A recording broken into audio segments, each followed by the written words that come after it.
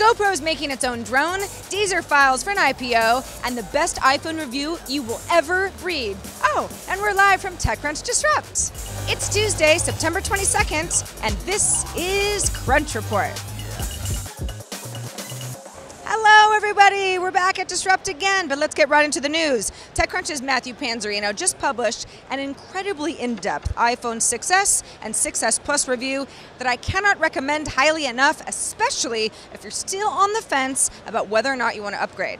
3 new big features: 3D touch, an upgraded 12 megapixel camera with 4K video recording, and live photos all buck the trend that Apple's S models are just incremental device bumps between bigger releases. In our tests, there was a 56.5 increase in Geekbench benchmark scores from the iPhone 6 Plus to the iPhone 6s Plus. Now, to compare, there was only 24.9% increase from the iPhone 5s to the iPhone 6. So again, it's kind of a bigger update. iOS 9 runs smoothly on the new iPhone. That's unlike iOS 9 on my 6 Plus, which I'm definitely noticing is starting to lag a bit. Panzarino also notes that 3D Touch is not the new right-click, because the concept of right-clicking is about adding actions and adding complexity, and a 3D Touch shortcut is about taking away actions and reducing complexity. That's something I think a lot of people are getting wrong. As for live photos, which is actually a 12 megapixel still image and then a 15 frame per second video file combined by iOS, each one of those will take up the equivalent of 2 regular 12 megapixel images. So that is something to consider if you're thinking about storage, but then again, you get a whole new form of creativity as well. Plus, anyone with iOS 9 can see these live photos, even if they have an older phone. So can Mac users once Apple updates the software in a few weeks. Spoiler alert, Pans thinks that you should get the phone if you want it and if your budget allows. But do read the whole review. French music streaming service Deezer has filed for its initial public offering on the Paris-based stock exchange Euronext. The IPO is planned for the end of the year, but the company isn't yet disclosing how much it hopes to raise or its expected valuation.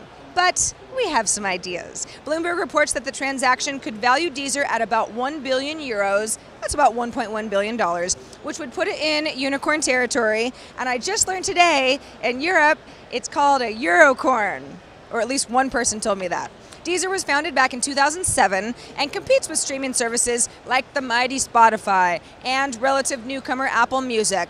But the company still claims 6.3 million paying subscribers as of June and 142 million euros in revenue for 2014. Deezer's catalog includes 35 million tracks and 40,000 podcasts and talk shows due to its acquisition of Stitcher late last year. Its service is also available in 180 countries. Go Deezer, you've deserved it. Time to check in on Groupon. And I wish I had better news. The Daily Deals and local commerce site is doing some downsizing and announced today that it will be cutting 1,100 jobs, mostly in its sales and customer service operations, and will take a pre-tax charge of $35 million to do so. Groupon will also cease operations in several markets internationally: Morocco, Panama, the Philippines, Puerto Rico, Taiwan, Thailand, and Uruguay. Groupon also recently exited markets in Turkey and Greece and sold off a controlling stake in Groupon India to Sequoia.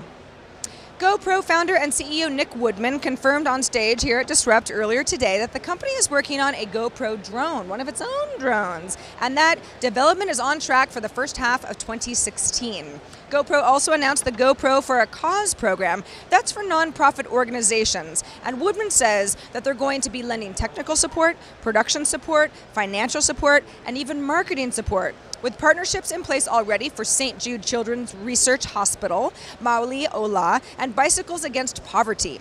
As for overall GoPro sales, Woodman says that they're strong, but could be even better if the GoPros weren't overall so durable. Oh, what a bad situation to have. Since pretty much everybody has a Gmail account, you know you do. I have like 3 of them. We thought we'd pass along a small but a very handy new feature in Gmail to make it easier to silence the folks that you just don't want to hear from anymore. So you can now block specific email addresses with 2 short clicks. Now, you could effectively do the same thing before by filtering an email address out somehow, but it took a little bit more work.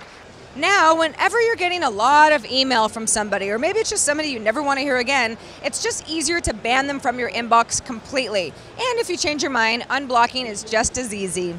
You can find the new block feature in the reply button drop-down menu, and it's rolling out in Gmail on the web and should come to the Android app in the next week. Speaking of Android, that app is also getting support for Google's unsubscribe feature that's been on the Gmail web app for some time. Synergy is lovely when it happens. And that is the report from the Disrupt floor today. Startup Alley, woo! I'm Sarah Lane, thanks for watching. Crunch Report airs Monday through Friday at 7 p.m. Eastern, 4 p.m. Pacific, right here on TechCrunch.com. Thanks for being here, and we'll be back here tomorrow.